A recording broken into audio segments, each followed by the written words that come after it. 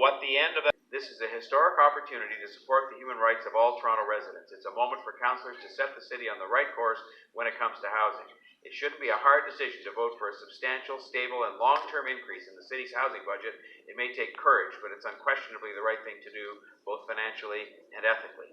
And I agree with them 100%, and in about 30 seconds, we will have the chance to cast that vote, which I hope people will do, and I hope it maybe gets some attention, which all of the steps getting us to today have not.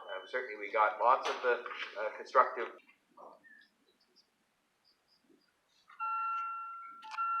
So I guess that's our charter rights, right? So you guys will need to really pay attention to what's going on. Hold these assholes accountable, man. This is your city and your country, your future for your kids. 40 years the monarch's supposed to build housing for Toronto residents. Basically everybody's being forced out. So if you guys are smart enough, look up the monarch. Try to get in contact item with is the adopted British. unanimously, It's the only way 25 you're gonna in save this favor. fucking country. Thank you. The next key item is the mayor. Okay. Thanks for remembering. Property reduction when we're living on under the poverty line. About an hour and a half So, ago. what's the minimum or the low income? I'll just let staff take their seats. And essentially what I'm looking for is... Your rent is only $397. Disability only $490. The rent in Toronto is over $800 for a room. A bedroom's over $1,200. How does people survive in this province, much less the city itself? If members have So nothing questions, makes sense, do can you they? please put It's your only for the name working on the class, screen, a please? class war against the Canadians. So, welcome to war.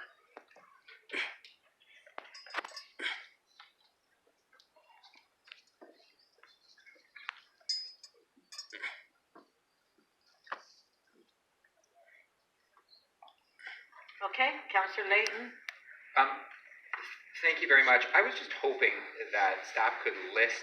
Those other priorities include the Housing TO Action Plan, which will be in front of you shortly, the Child Care Growth Strategy, the Senior Strategy 2.0, the Confronting Anti-Black Racism Action Plan, the Recreation Plan, and Workforce Development Plan as well.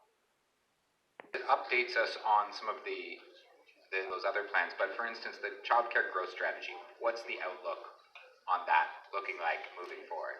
2020, 21, 22? Through the speaker, the child care was a 10-year growth strategy. The first phase, phase 1, was actively taking place from 2017 to 2019.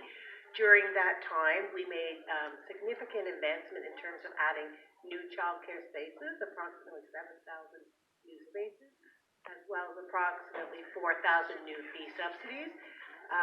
Going into 2020, we'll be projecting the next 3-year implementation phase based on available resources and the results to date. So in that, and city contributions have allowed us to make those contributions to the early years sector. And what does our future outlook look like? What does our next 3 years look like with respect to funding for that strategy? Our provincial funding, we have about 2.8 million, so that was a reduction. The federal funding is in place until March.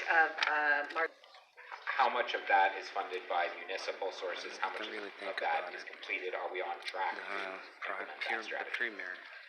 The Confronting Anti-Black so there's only Racism Action 25 Plan is a 5-year councillors. plan that council But in every approved in council or government, there's always 2017. half an hour. We have finished the first don't full know year who of she is. implementation and are on track to meet our other including priority activities. Okay, I think I'm out of time, and maybe out of time. We'll both get out of town. Councillor Thompson. Yeah, why don't all you guys get out of Thank you very town? much. I see. Okay. When you looked at the in 2015, the number of recommendations that we were trying to respond to as part of the report, how many items were we looking at that point? There was 74 activities in the first work plan of that first term plan. Right, and so that's 74 activities and so on. So today, as we move forward, how many items are we trying to, or specific areas that we're trying to address and trying to impact? So I think the best way to perhaps explain is that over the first term, Yes. from 2015 to 2018, the majority of the action plan items have been achieved or are in progress currently. Okay, in the first period with respect to in 2015 to 2018, or was it 89 items? How many items did you have? So the way that the plan is structured, because Right. it is a 20-year action plan, Yep. there was 31 broad actions and and a number of particular activities that happened each year. Okay. So when we look at the proposed plan for 2019, Right. 2020, Right.